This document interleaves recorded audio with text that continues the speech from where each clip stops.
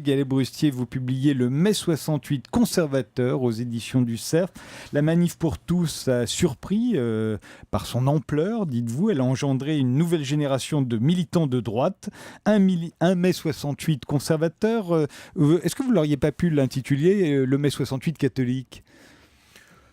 Non, parce que ça part de la France la plus catholique, mais en même temps ça le dépasse. C'est-à-dire que si ce mouvement venant d'une France minoritaire a eu autant d'écho, s'il est parvenu à imposer un certain nombre d'idées dans le débat public, au-delà même de ce qu'il représente arithmétiquement, c'est parce qu'il fait écho à une espèce d'angoisse qui est présente dans la société, de la peur du déclin, une espèce d'interrogation sur la modernité, sur l'emprise de la technique sur nos vies, et que donc ce mouvement finalement a été préparé très en amont.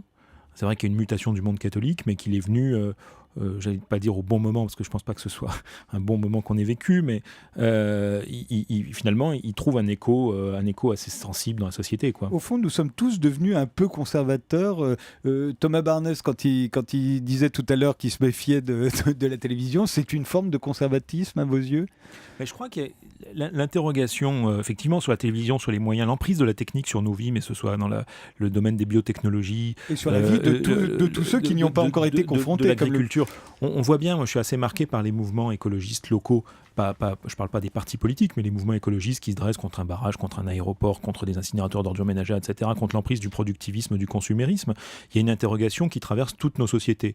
Il se trouve que ce qui s'est passé avec le mariage pour tous a été, là, pour le coup, mai 68 conservateur, parce que c'est vraiment un peuple catholique conservateur qui s'est dressé tout d'un coup, qu'on a vu déferler dans les rues, qui étaient nombreux, et qu'eux ont trouvé finalement leur cohésion et leur cohérence chemin faisant, et ont apporté leur réponse à cette espèce d'anxiété sociale. Mais il y a d'autres formes de réponses qui sont très certainement plus heureuses dans la société, et qui n'ont encore pas trouvé, elles, leur nouveau mai 68 à elles, quoi. Thomas Balmès, vous vous sentez un peu conservateur ? Comme nous tous. Hein. Quasi réactionnaire sur la télévision. Ouais. Hubert Félix Thieffen, vous vous sentez un peu conservateur de temps en temps ? À certaines heures, mais je peux passer de tous les extrêmes du matin au soir. Je suis très ouvert politiquement notamment, et ça dépend des individus que je croise. Vanessa Wagner, conservatrice, oui, c'est pas seulement pour la musique classique. Non, mais réactionnaire, oui, définitivement, quand on voit vers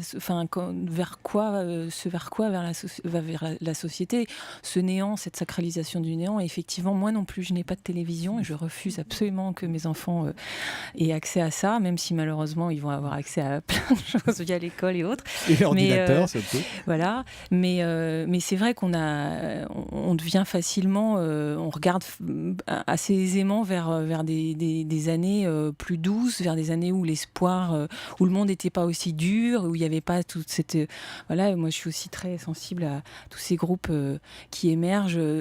En fait, on est dans un monde, j'ai l'impression, où il y a des micros, sur le micro ça se passe pas si mal, parce qu'il y a des émergences comme ça, de plein de petites initiatives où on se dit oui, l'espoir existe encore, et en macro ça va juste pas du tout. Il y a toutes les mauvaises décisions, et on en vient aussi malheureusement à avoir un discours où on pourrait presque nous taxer de populiste, parce qu'on se dit effectivement la déception du politique, etc. Et donc c'est très...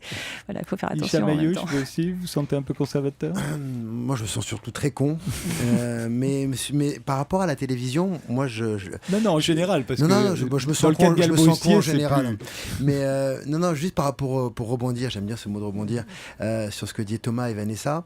Moi, j'ai pas la télévision, mais je rêve de la réavoir ou de la ravoir un jour. Et je me rappelle quand j'étais petit, je regardais Jean Edernalier, je regardais Michel Pollack, je regardais L'Heure de vérité avec le super générique, là, le tin-tin-tin, tin-tin-tin. Et il y avait plein d'émissions dans lesquelles il y avait du sens, il y avait de la folie, il y avait du courage, il y avait de la prise de risque. Et moi, ce que je voudrais, c'est récupérer un jour une télévision avec du courage, avec du risque, avec de la folie. Mais vous savez qu'à cette époque-là, on disait déjà que la télévision était nulle, et qu'elle était beaucoup mieux avant.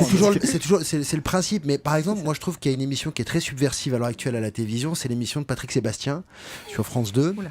Et en quoi elle est subversive ? C'est une émission de télévision où les gens ne viennent rien vendre.